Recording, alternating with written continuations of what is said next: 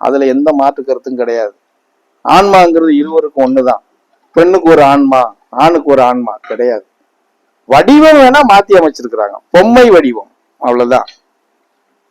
இவ்வளவுதான், மற்றபடி எந்த மாற்றமும் கிடையாது. இயற்கை ஆணுக்கு ஒரு விதமா பாக்குது, பெண்ணுக்கு ஒரு விதமாங்கிறதா கிடையாது. இயற்கையினுடைய நிலை ரெண்டு பேருக்கும் சமமான நிலை தான் நடைமுறையில. ஆமா, இன்னும் சொல்ல போனா, ஒரு வகையில சொல்ல போனா, நான் கூட சில நேரங்கள்ல ஆழமா சிந்திச்சு சில இதுகளை ஆராயும் போது இயற்கையை நான் திட்டுறது உண்டு. இயற்கை கூட ஒரு பக்கத்துல ஒரு சின்ன பாதகம் பண்ணி வச்சிருக்குன்னு தான் சொல்லுவேன். ஆமா, பாதகம் பண்ணி வச்சிருக்குன்னு தான் சொல்லுவேன். சமநிலைனா ஆணுக்கு இருக்கிற பலம் என்னவோ அந்த பலத்தை அப்படியே பெண்ணுக்கும் வச்சிருக்கணும்ல. பலம் இருக்கு, அதுல சின்ன ஓட்டையும் வச்சிருக்கணும். ஆமா,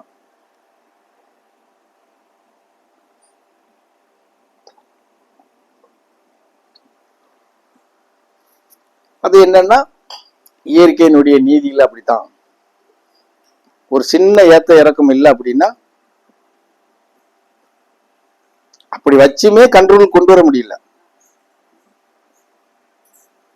இயற்கையிட்ட விட்டுட்டு பிரபஞ்சம் அப்படியே, பிரபஞ்சத்திட்ட விட்டுட்டு இயற்கை தவியா தவிக்குது.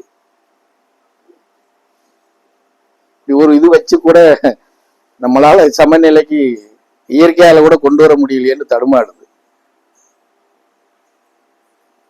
அப்படியெல்லாம் யோசிக்க சொல்லு, யோசிக்க என்ன போல நான் யோசிக்கிறேன். மற்றவன் யோசிக்கிறானா யோசிக்கல எனக்கு தெரியாது.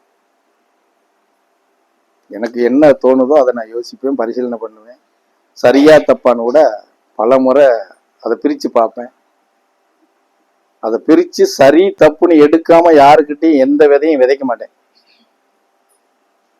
ஆமா, எந்த விதையும் விதைக்கவே மாட்டேன். ஏன்னா அப்படிதான் என்னுடைய பகவான் இவனுக்கு பாடம் கத்து கொடுத்துருக்கிறார். ஆமா,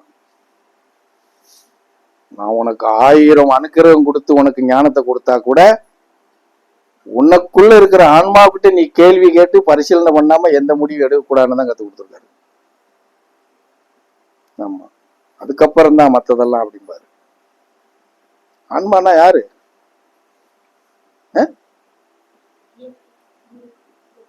அது அப்புறம் ஆன்மா யாரு? உனக்குள்ள இருக்கிற ஆன்மாதான் பரம்பொருள். உன் மண்டையில இருக்கிற மூளை தான் குரு. புரிஞ்சுதா?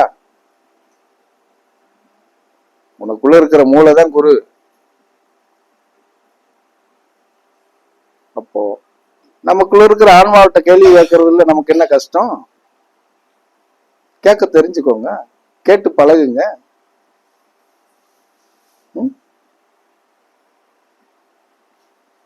எல்லாம் இருக்கு, நிறைய இருக்கு. நமக்கு நமக்கு இருக்கிற பாடல்கள்லயே உங்களுக்கு பாடம் கத்துக்கிறதுக்கு ஏகப்பட்ட விஷயங்கள் இருக்கு.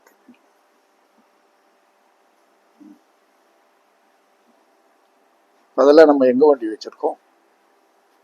ஒன்னும் இல்லை. சரியா? சரி, பசிக்குது, போய் சாப்பிடுப்போம்.